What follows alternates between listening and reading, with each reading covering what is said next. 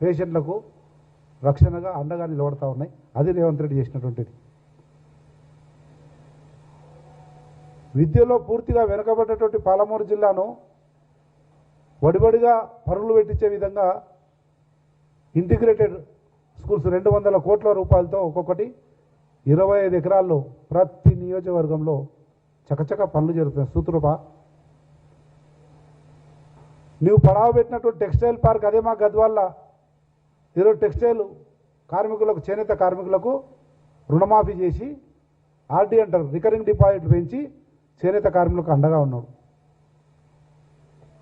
ఆ రోజు కుటిల బుద్ధితోటి డబ్బుల కొరకు కక్కుర్తి పడి ఏదైతే జూరాల నుంచి సోర్సును మార్చి అటు శ్రీశైలం బ్యాక్ వాటర్కు పోయినావో అది తప్పు. తక్కువ డబ్బులతో ఎక్కువ పాలమూరును సస్యశ్యామలం చేయొచ్చు అని చెప్పి మళ్ళీ ఈరోజు బృహత్తరమైనటువంటి పథకాన్ని తీసుకొని ముందుకు వస్తా ఉన్నాడు. మొన్ననే పవర్ పాయింట్ ప్రజెంటేషన్ చూసిండ్రు. విజ్ఞత గల నిష్ణాతులైనటువంటి నీటి రంగ నిపుణులందరూ కూడా మెచ్చుకుంటా ఉన్నారు. అట్లా చెప్పుకుంటూ పోతే అనేకం ఉన్నాయి. రేపు అదే వేదిక మీద గౌరవ ముఖ్యమంత్రి రేవంత్ రెడ్డి గారు చెప్తుంటారు, నోరు ఎల్లబెట్టుకొని చూస్తూ బిడ్డ, పాలమూరు చరిత్రలో ఎప్పుడూ కని ఎరుగని అభివృద్ధి కానీ సంక్షేమం కానీ ఈరోజు మా బిడ్డ గౌరవ ముఖ్యమంత్రి రేవంత్ రెడ్డి గారి నాయకత్వంలో జరుగుతూ ఉన్నాయి. అది ఇంకా నిరాఘాటంగా నిర్విఘ్నంగా జరగడానికి ఏ ఇబ్బంది లేకుండా చూసుకునే బాధ్యత నాది అని చెప్పి గౌరవ ముఖ్యమంత్రి అధికారికంగా వెనుకబడ్డ పాలమూరు జిల్లాకు ప్రతి ఏడాది 20,000 కోట్ల రూపాయలు సపరేట్గా కేటాయించి 5 సంవత్సరాల్లో 1,00,000 కోట్లతోటి పాలమూరును అభివృద్ధి చేసుకునేటువంటి ఒక బృహత్తరమైనటువంటి ప్రణాళిక తయారు చేసి అది ముందుకు పోతుంది. రేపు అదే వేదిక ద్వారా చూస్తాం. కనుక ఏదో నైరాశ్యంలో ఓటమిలో ఏదో మాట్లాడాలి కదా అని చెప్పి పాలమూరును నీ విమర్శలకు పావుగా మమ్మల్ని వాడుకోవద్దు అని చెప్పి తెలియజేస్తా ఉన్నా కల్వకుంట్ల తారక రామారావు కానీ టీఆర్ఎస్ పార్టీకి కానీ.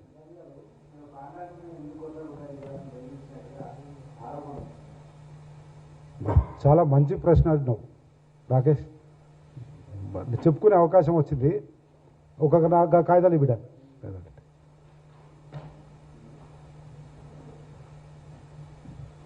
నేను ప్రెస్ మీట్ పెట్టిన విషయం ఒకటైనా ఇంకో విషయం అడిగినందుకైనా చెప్పుకోనే అవకాశం వచ్చింది నాకు. వాస్తవంగా ఇటువంటి టీఆర్ఎస్ పార్టీ ఆపరేటెడ్ మీడియా కానీ, కేటీఆర్ కనుసైగల్లో నడిచే మీడియా కానీ ఇటువంటి వార్తలు వేస్తున్నప్పుడు చాలామంది చాలా వార్తలు చూసినా నేను ఈరోజు నా వంతు వచ్చింది, నా మీద వేసేలే, వద్దులే ఊకుందాంలే అనుకున్నా. కాకపోతే ఒకటి మౌనం అంగీకారం అవుతుందేమని ఒకటి, మంచి మిత్రులు వాస్తవాలు బయటికి వాళ్ళు రాకేష్ అడిగినందుకు అయినా చెప్పడానికి సిద్ధంగా ఉన్నా. భ్రమరాంబ అనే ఒక కంపెనీ నేషనల్ హైవేలో ఏదో పని చేస్తుంది, విస్తరణ పనిలో వాళ్ళు చేస్తుంది. దానికి వాళ్ళు ఎక్కడో అక్కడెక్కడో ఆంధ్రలో వచ్చి కాంట్రాక్ట్ పని చేస్తున్నారు. దాంట్లో మా స్థానికంగా ఉన్నటువంటి భాష అనే ఓ చిన్న సైజు లేబర్ పని చేస్తే ఆయన జేసీబీ పెట్టి మట్టి తీసే పకారక్రమం చేస్తున్నాడు. వాళ్ళకు దాదాపు 25 రోజులు పని చేయించుకొని 13 లక్షల రూపాయలు బిల్లు పెండింగ్ ఉంది. ఆ ప్లాన్కి భాష ఆ భాష అని వచ్చి చెప్తేనే తెలిసింది నాకు, ఇట్లా హైవే ఉంది, హైవే కాడ ఇట్లా పని అవుతుంది, ఆ పనికి మన వాళ్ళని వాడుకుంటున్నారు, డబ్బులు ఇవ్వకుండా సతాయిస్తున్నారు. అప్పుడు తెలిసింది. భాష వచ్చి 13 లక్షల రూపాయలు ఇవ్వాలన్నా దయచేసి ఒక ఫోన్ చేస్తే ఇస్తారు. మా మామ సర్పంచ్ ఎలక్షన్లో నిలబడ్డాడు, డబ్బులు అవసరం ఉన్నాయి. 13 లక్షలు అంటే నేను బీదోని కదా, అంత భారం మోయలేరంటే నేను ఫోన్ చేసిన మాట వాస్తవం. జీఎం అంటే ఎవరో శ్రీనివాసరావు ఎవరో జీఎం ఫోన్ చేసిన, అయ్యా మీరు ఎక్కడో వచ్చి పెద్ద పెద్ద వాళ్ళు వచ్చి కాంట్రాక్ట్ చేసుకుంటూ పోతారు, కానీ మా వాళ్ళని మాత్రము అప్పులు పెట్టి 13 లక్షలు అంటే బీదోడు చిన్న వ్యవస్థ నడిపేటోడు 13 లక్షలు అప్పు అంటే భరించలేడు, వీళ్ళు ఎంత తొందర ఈయన ఇబ్బంది పెట్టాకని చెప్పిన. లేదు సార్ 13 కోట్లు కాదు, 13 లక్షలు కాదు, అప్పుడు 1 లక్ష ఇప్పుడు 1 లక్ష అట్లా ఇచ్చినా 5 లక్షలు ఇచ్చినా ఇంకా 8 లక్షలు ఏమో ఇచ్చే ఉంది అన్నాడు. సరేనైనా అట్లే కానీ నా దగ్గరికి అయితే పిల్లాడు మొత్తం ఏమో కాగితాలు తీసుకొని వచ్చిండు, అదేం చేస్తారు తర్వాత 13 అది 8 ఏందనేది చూసుకున్నాం. కానీ ఆ 8 కోట్లన్నా ఫస్ట్ ఈ బిడ 8 లక్షలన్నా మళ్ళీ అదే వస్తుంది. అట్లా అయిపోయింది చూడు. ఆ 8 లక్షలైనా ముందు ఈయన ఆయన 8 లక్షలు ఇచ్చి నీ పని నువ్వు చేసుకోనైనా, కానీ బీదోడు 8 లక్షలు ఇయ్యి అని చెప్పినాం. ఎవరికి? జేసీబీ అప్పు ఆయనకు. అంతవరకు అయిపోయింది. సర్పంచ్ ఎలక్షన్లో బిజీ ఉన్నా నేను. దాని తర్వాత 4-5 రోజులు చూసి జేసీబీ భాష ఇయ్యలే, 8 రూపాయలు కూడా ఇయ్యలే. పోతే నానా రకాలుగా తెచ్చిండట.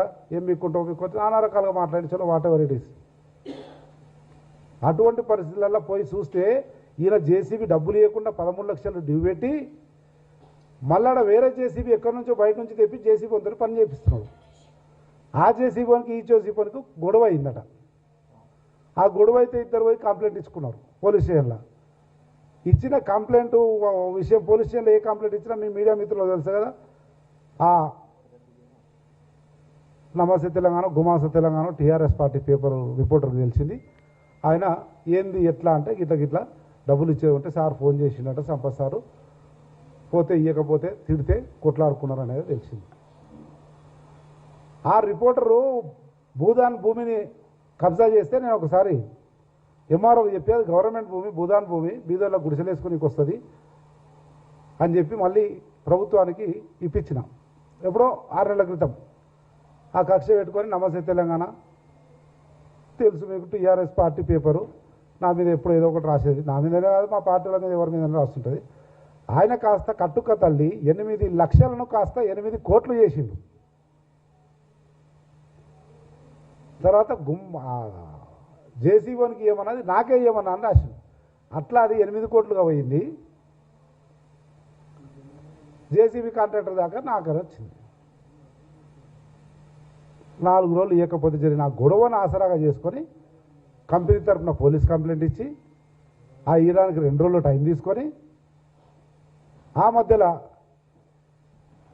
నా దగ్గరకు వచ్చి మళ్ళీ సార్ అట్లా కాదు సార్, చిన్న ఉంటాయి సార్, 1,00,000, 2 లక్షలు, 5-10 లక్షలు ఉంటాయి సార్, అవన్నీ మీరు చెప్పుకుంటూ పోతే మాకు బడలు అవుతుంది ఏదో చెప్తూనే ఏం చేసిందంటే ఒక ఆయన నాగేశ్వరరావు డైరెక్టర్ ఆ కంపెనీకి ఇంతకుముందు మా ప్రాంతంలో ఎక్సైజ్ డీసీగా పనిచేసినారు, డిప్యూటీ కమిషనర్ ఎక్సైజ్.